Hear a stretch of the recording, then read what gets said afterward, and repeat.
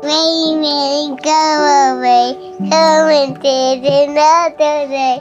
Mama, Daddy, went away, rain, go away.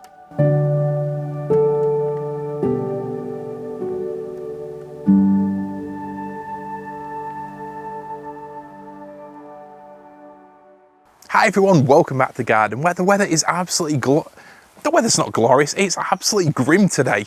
The rain has just been persistently coming down all day. The mud paths are surprisingly muddy, who would have thought that would happen? And these plants, this bamboo in particular, are just on a mission to soak me to the skin and really test out the waterproofing of these basic prosumer microphones. But that aside, today I'm filming a video talking about some new plants. And I actually filmed this video last weekend. Obviously I'm filming it in the present, but you know what I mean. I filmed it for you guys last week. I wanted to get the video out, and this weekend is actually Harriet's second birthday. 2 already. Mad, I know, time just flies, doesn't it, etc, etc. But anyway, Harriet's 2. I thought it was time I could do a video talking about some presents. Not for her, entirely for me. Yes, I have bought some new plants this year. Not a huge amount, because I have been dabbling in a bit of film photography and also saving up for something more important next year. But with all that aside, I have picked up a few special plants this year, and today it's time to talk about them. The first plants then are botanical beauties from Nick Mesa of Pan Global. Did I buy them on my trip to Pan Global when I filmed the video tour there? No, I didn't. Partly because I'm a responsible adult who knows how to save money, but mainly because the second we finished filming, Nick had to shoot off, close the gate and went before I could buy anything. So that was also a little bit of a factor. But the first plant is actually a tree, and I'll show you it now. Look at this beauty. Pinus engelmannii. I've wanted this ever since I read the description on Nick's website. I've got a soft spot for those long needle pines, and as you know, I've got a big Pinus patch show in the garden, which really is a beauty. But I think this one takes things to the next level. Yes, I know long needle pines are always going to be a little bit of a contentious issue. They're not tropical by any stretch, but do they have a place in an exotic or jungle garden? Personally, I think they do. But for those of us that appreciate beautiful foliage, unusual plants, this has got to be close to the top of the list, hasn't it? I know Nick describes this as one of the most amazing foliage plants you can grow, and it's hard to disagree. As this tree gets bigger, these needles can get to over a foot long, so it just looks like there's beach balls at the end of each branch as he describes it. Absolutely stunning. That was going to be the first plant I talk about today. Now, one thing I will say, I wasn't going to buy this originally. It was always on my wish list for the future. And then just after I filmed my video with Nick, he went on the Talking Dirty podcast and spoke about this plant. I'll put a link to it in the description below. Obviously, you all know what that means. If something's mentioned on a popular podcast or video, then it sells out pretty quickly, and I couldn't be caught out by that. So I paid the delivery charge and I got this plant delivered. So obviously, being the fiscally astute gent that I am, I had to fill the box with some other plants to justify the purchase, some of which I'll show you now. First one is this here, Heracleum lehmannianum. This is the giant hogweed relative that you saw in my video at Pan Global Plants. These are humongous hogweeds. I'm not going to say giant hogweeds, because everyone associates giant hogweeds with giant hogweeds, which are Heracleum mantagasianum. This isn't mantagasianum. This isn't illegal to grow. No. This is a Heracleum we found in Central Asia, in Tajikistan. This is Heracleum lehmannianum.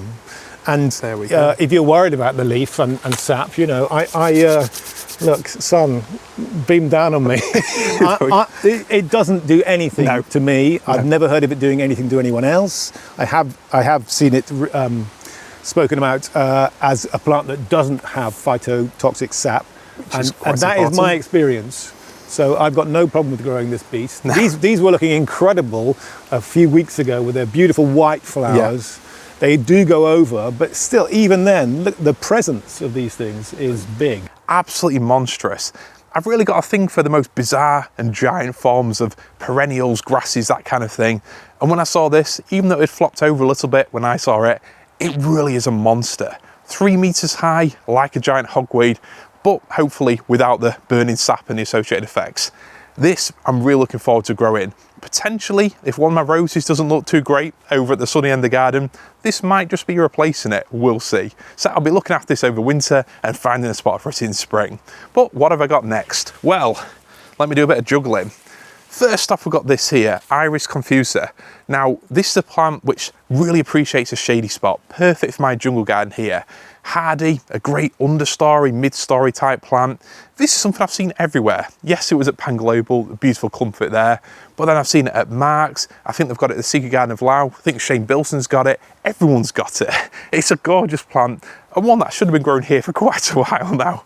Yes, it's an iris, but it looks nothing like the traditional iris you might have in your head. It really is a foliage plant, an absolute beauty, which happens to have flowers as well. So that one, I'm looking forward to fitting in somewhere in this jungle part of my garden.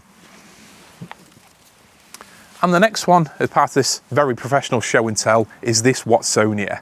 Now, Watsonia is a plant which needs a fair amount of drainage and a sunnier spot, definitely than that iris. So this might be going somewhere around my fire pit construction area at that end of the garden, where hopefully our winters won't prove too wet and testing for it. But we've got to try and experiment, haven't we? So this winter I'll be keeping it in a polytunnel and I'll be planting it out in spring. Why this Watsonia then? Well, it doesn't look especially exotic or arid, does it? But when you see the flowers, there was such a magnificent red, absolutely beautiful, a deep, vivid scarlet. I couldn't help but get a couple of clips of them as I filmed at Pan Global. Absolutely stunning. And I think that red, it'll fit in with the red hot pokers and it'll absolutely pop against the blue yuccas and other foliage plants I've got there. So I'm really excited to see that one grow well, which it hopefully will. Posing as another alternative for a rose which seemingly won't behave itself, we've got this Miscanthus here. This is Miscanthus nepalensis. I actually got this from Steve over at Thwaite Gardens. I'm sure they'll have some of these for sale at their open days next year. It's an absolutely beautiful grass.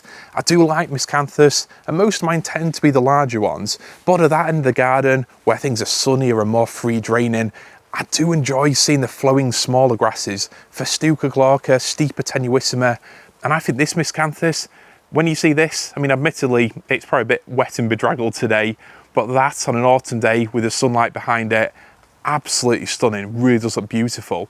And I do enjoy having some of the softer flowing plants around the sort of hard sculptural yuccas and palms.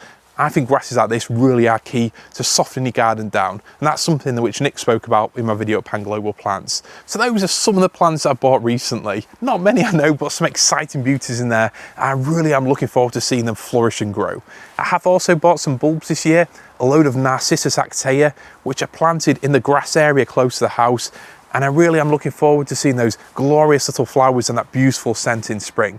I hope they produce a lovely natural looking drift, but we'll see how that goes.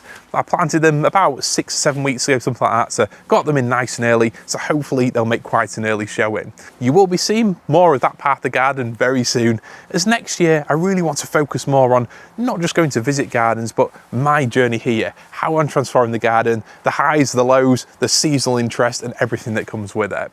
So I hope you enjoy this great look at some plants for no reason other than to produce a video and share some cool plant ideas with you. Let me know in the comments below, what exciting plants have you picked up recently? Have you picked up some rare botanical beauties you've been lusting after for ages? Or have you picked up some autumn sale bargains that we all need to know about? Let us know. Thank you for watching, and I'll see you next week for a more normal video. See you later.